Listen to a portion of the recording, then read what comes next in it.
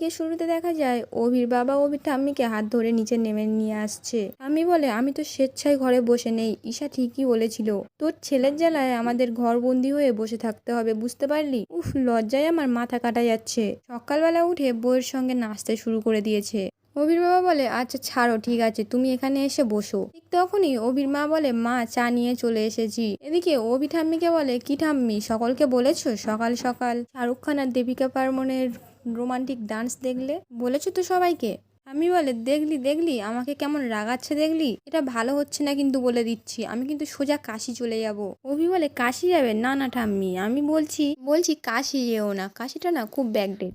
ঠাম্মি অভির মাকে বলে, এই যে তোমার বৌমাকে অ্যাওয়ার্ড দেওয়ার জন্য আমার যদি সুগার বেড়ে যায়, আমাকে ইনসুলিন নিতে হয়, তাহলে আমাকে কে দেখবে শুনি? তোমার তো সময় নেই, তোমার তো বৌমাকে সময় দিতে হচ্ছে, তাই না? তোমার বৌমা সারা বাড়ি ঘুরঘুর করে বেড়াচ্ছে। আমি চা খাবো না, নিয়ে যাও চা। তখনই ছুটি এসে বলে, না ঠাম্মি, এখানে মায়ের কোনো দোষ নেই, আমাকে ক্ষমা করে দেবেন, আমার জন্য সকলের সকালটা নষ্ট হলো, কিন্তু আমি খারাপ চেয়ে কিছু করতে চাইনি। বাবার চায়ে 1 কড়া আদা, তারপর রেহান ফলের চেয়ে বেশি ফলের জুস খেতে ভালোবাসে, এর সাথে দিদি এবিসি জুস, তারপর শিখার 2 চামচ চিনি, ওর ব্ল্যাক কফি চিনি ছাড়া, আর আপনার চিনি ছাড়া চা।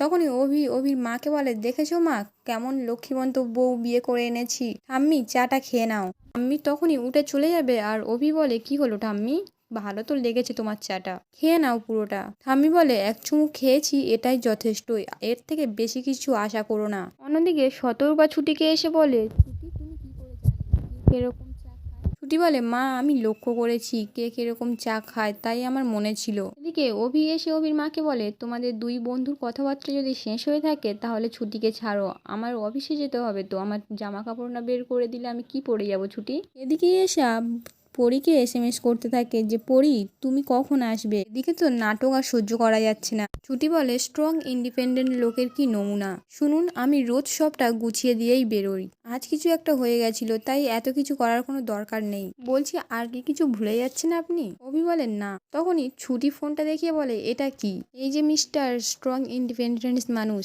আর কি কিছু ভুলে গেছেন নাকি? অভি বলে, নো ওয়ে। তখনই ছুটি ওয়ালেটটা নিয়ে অভির মুখের সামনে ধরে। অভি বলে, হ্যাঁ তো কি আছে, আমারও তো জীবনে অনেক কিছু পাল্টে গেছে, ঘর টেবিল সব কিছু, আমি আসছি। তখনই ব্যাকে এসে ছুটিকে বলে, আমি একটা জিনিস বলেই মানিব্যাগ থেকে কিছু টাকা বের করে ছুটির সামনে ধরে। ছুটি বলে, তার মানে আমি এই জিনিসপত্রগুলো খুঁজে দিলাম, তারপরে কি আপনি আমাকে টাকা দেবেন? অভি বলে, আপনি এত বাজে বকেন কেন, নর্মাল ভাবে কিছু নিতে পারেন না? দেখুন, আপনি তো এখন আমার কাছে আছেন, তাই আপনার যা কিছু লাগবে, যাবতীয় খরচা সবকিছু তো পালন করা আমারই উচিত, আমি সেই জন্য বলছি আর কি, আপনার হাত খরচের জন্য। সেন্টারে চাকরি ছিল আমার, কিন্তু কদিন যায়নি বলে চাকরিটাও আর আমার নেই, কিন্তু চিন্তা নেই, আমি কিছু একটা ব্যবস্থা করব, অন্য কোনো একটা চাকরি খুঁজে নেব। ছুটি বলে, সব থেকে বড় কথা, এই বিয়ের মেয়াদটা যদি 1 বছরেরও বেশি হতো তাও ওই টাকাটা আমার লাগতো না। তখনই অভি বলে, ঠিক আছে, আমি জোর করব না, ওকে অলরাইট, আমি যাচ্ছি। ছুটি বলে যে, শুনুন, যাচ্ছি বলতে নেই, বলুন আসছি। ঠিক আছে, আসছি। অপরদিকে ঝুমকি ঠাম্মিকে বলতে থাকে, ঠাম্মি দেখুন তো এই গয়নাটা, ভেবেছিলাম আমার বিয়েতে পরবো, এখন তো মনে হচ্ছে সেই সব স্বপ্ন জলাঞ্জলি দেয়াই ভালো। আর মনে মনে বলতে থাকে, এইসব নাকে কান্না কেঁদে এই বুড়ির থেকে যতটা হাতিয়ে নেওয়া যায় তাতেই ভালো। ঠাম্মি বলেন, না পরিমা, কিচ্ছু হবে না, এই বিয়েটা হবে, আর বিয়েতে যা যা গয়না পরবে ভেবেছিলে সব তুমি পরবে, তোমার সব শখ সব স্বপ্ন পূরণ হবে, কোনোটা জলাঞ্জলি দিতে হবে না। ঠিক তখনই অভি ছুটিকে এসে বলে, এই ছুটি শোনো, এই ঝুমকি ম্যাডাম কি কাল সারা রাত আমাদের এখানেই ছিলেন? শোনো, তোমার ছোটবেলার বন্ধু কাল রাত্রির থেকে এখানে আছে, তুমি সকালবেলা সবাইকে চা দিলে, কেন ওকে দিলে না? আর অভি ঝুমকিকে বলে, সিরিয়াসলি, আমি আজ থেকে নিজের বাড়িতে আমার থেকে বেশি তোমাকেই দেখতে পাই, আপনি কি বাড়িটারি যান না, এখানেই থাকেন? ঝুমকি বলে, ঠাম্মি ভালোবেসে আমাকে ডেকেছে, তাই আমি এখানে এসেছি, আসলে এত বছরের টান তো, তাই আমি আটকাতে পারিনি, কিন্তু অভি, আমি তো তোমার জীবনে কোনো নাক গলাইনি, তাহলে তুমি এমন ভাবে বলছো কেন, আমারও তো মন আছে, এই বলে ঝুমকি কাঁদে। তখনই ঠাম্মি বলে, পরিদিদি ভাই আমি ডেকেছি বলেই এসেছে, প্রয়োজন হলে রোজ আসবে, অন্য কারোর সেটা নিয়ে মাথা ঘামাবার কোনো দরকার নেই। এদিকে ছুটি শতরূপাকে বলে, মা আপনি আমাকে ডেকেছেন? হ্যাঁ আমি ডেকেছি, আজ সন্ধ্যাবেলা সত্যনারায়ণের পুজো আছে, তোমাকে কিন্তু অভির সাথে পুজোতে বসতে হবে, আজ তোমাদের মঙ্গল কামনায় পুজো। এদিকে ঝুমকি বলে, ঠাম্মি আমি কি এই পুজোতে থাকতে পারি? তখনই এসা বলে, অবশ্যই তুমি থাকতে পারো, এই একটা মিথ্যে বিয়ের জন্য পুজো, ফালতু বিয়ে, আমি মানি না, মা মানতে পারে। আমরা তো সবাই এনজয় করব, ঠিক আছে? আর শতরূপা এসেকে বলে, বেশি এনজয় করলে বেশি ভুগতে হয়, বুঝলে? তুমি না এবার নিজের সংসারে মন দাও, বুঝলে?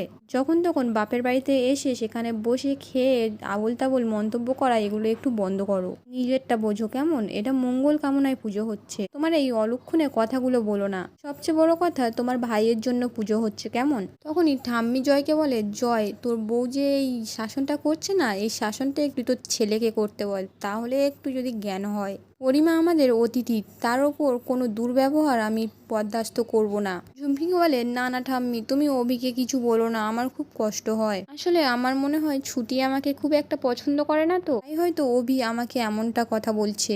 এসা বলে, বাহ, আনন্দ ফুর্তি করতে যার সঙ্গে বড় হলে তার জীবনটাই নষ্ট করে দিলে। তখন অভি চিৎকার করে এসাকে বলে, শাট আপ। তোরা নাকি এবাড়ির কালচার ট্র্যাডিশন নিয়ে এত কথা বলিস, সেখানে সকাল থেকে সকল মিলে একটা মেয়েকে গার্লস করে যাচ্ছিস। কোথায় গেল তোদের কালচার? আমি তো ছোটবেলা থেকে এসব কিছু দেখে বড় হইনি। মা, আমি আসছি। এই বাড়িতে অতিথিদের নিয়ে যতটা আপ্যায়ন শুরু হয়েছে, একটা বাড়ির বউকে এরকম করা হচ্ছে শুধুমাত্র সে কিছু বলছে না বলে, যখন খুশি যা কিছু অপমান করবে বলে রাগারাগি করে অভি বেরিয়ে যায়। তখনই অভির মা বলতে থাকে, কি হলো, সবাই খুশি হলে তো? তোমরা সকলে মিলে এমন করলে যে আমার ছেলেটা না খেয়েই বেরিয়ে গেল। জয় বলে, শতরূপা, ইদানিং তোমার ছেলে সব বিষয় নিয়ে বেশি রাগারাগি করছে। শতরূপা বলে, ও, সবাই যখন আমাকে নিয়ে মন্তব্য করতো, বাছাবাছি নিয়ে অন্ত করতো, তুমি অভির মতো রিয়াক্ট করতে না, টলারেট করতে, তাই তো? এই মেয়েটাকে তো আমরা কেউই সহ্য করতে পারছি না, আর সেইটা যদি অভি সহ্য করতে না পারে তাহলে আমাদের কিছু করার নেই। তখনই ছুটি মনে মনে বলে, কেন অপমান সহ্য করতে পারেন না উকিল স্যার?